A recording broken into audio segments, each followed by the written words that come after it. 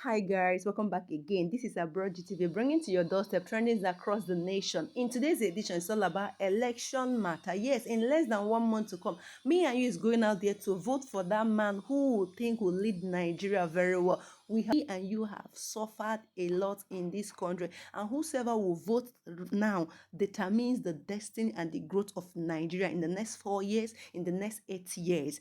We all need to be guided. We all need to be guided. You don't need to sell your vote for any reason. You don't need to die for any politician of any kind.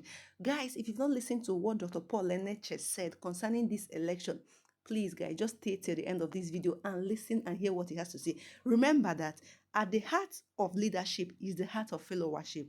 A heart for people is a cross for leadership. Guys, listen to what Dr. Paul Leneche said. Food for thought. Vote values. Please take your seat 1 minute. Dynamics International Church. At the heart of leadership is the heart for followership. A heart for people is the crux of leadership. Loving people is the foundation for leading people. Leadership expert John Maxwell said, people don't care what you know until they know that you care. Leaders must be touched by the plight of the people, because what touches you determines what and who you can touch. You can't touch people until their pains touch you. What moves you determines what you can move. If the problems of people don't move you, you can't move those problems of their lives. Now there is a connection between feeling and healing. What you feel determines what you can heal. The reason why there is no healing for the people in our land is because there is no feeling for the people and their problems. Today in our nation, we have leaders and aspiring leaders who have zero feeling, zero care, zero concern for the people and their challenges. They are neither touched nor moved by the challenges of the people. We have the terrible fuel situation, cash situation in the nation currently. It has elicited no concern from leadership or those aspiring to lead. I went to evangelism yesterday and people were asking me, can you give us some cash? That is on the evangelism field. We've seen videos of people who strip themselves naked in the banking halls looking for money. They are nowhere to be found in seasons of natural disaster or catastrophe in communities or regions of the country. The flood in Bayelsa the other day and all of that. You can't find them there. They have no heart, no empathy, no compassion to visit with refugees in IDP camps across the country. They have neither concern nor compassion to visit with victims of terrorist or banditry attacks in communities across the nation. No heart. They have neither enough sensitivity nor humaneness to speak out against the massive killings, kidnappings, banditry, terrorism perpetrated against innocent citizens of the country. Not a word of condemnation or action, yet they want to lead the country. Especially those whose tribesmen, and you know what I'm talking about, have severally accepted responsibility for various barbaric, disastrous, atrocious, and destructive activities in the country.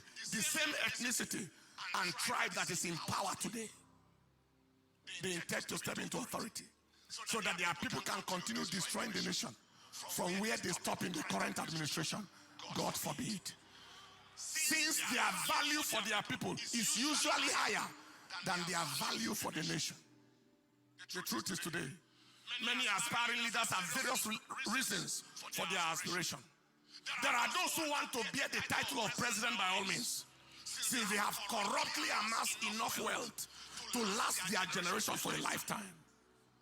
There are those who want power so they can have immunity from prosecution for corrupt practices. There are those who want power so they can remain relevant since they are totally irrelevant outside of power, because they don't have any productive, meaningful, eventful life outside of government office. They are totally useless outside of government office. And there are those who want power because they claim it is their turn. But it is their turn to do what? Their turn to continue ravaging and destroying the country from where the last person stopped. Not that they care for anybody. And then there are those who want power because they have perfected and they have been successful in the control, the manipulation, and the domination of both the people and the financial resources of their states for decades. Since 1999, they determine who goes into power, who does not go, from the local government level all the way to the governorship level, even to the National Assembly. That is, they literally practically control both the people and the wealth of a state. They progress to the control of their region to a great degree. And now they want to extend their control, manipulation, and domination to the whole nation. That devil is a liar. For the sake of clarity, please listen to this. The combination of control, manipulation, and domination is the definition of witchcraft.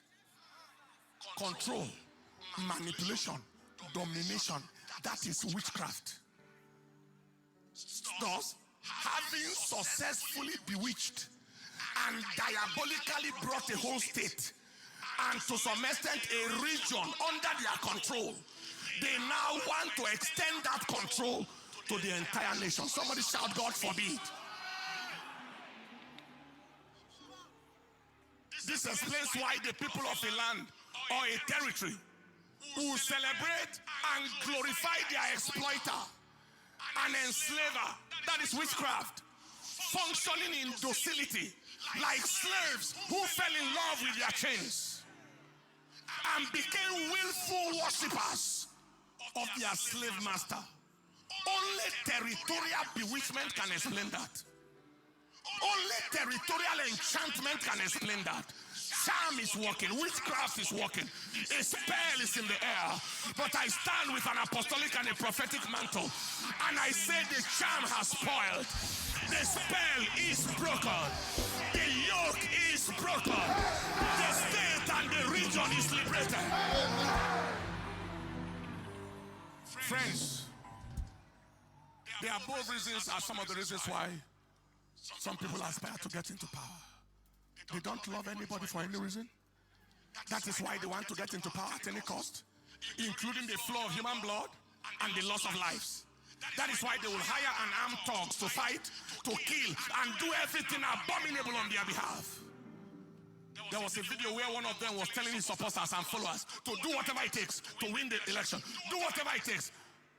That is whether people like it or not. Do whatever it takes. That devil is a liar. Before I conclude, I have this caution for the youth. Don't kill yourself for any wicked, evil, devilish politician.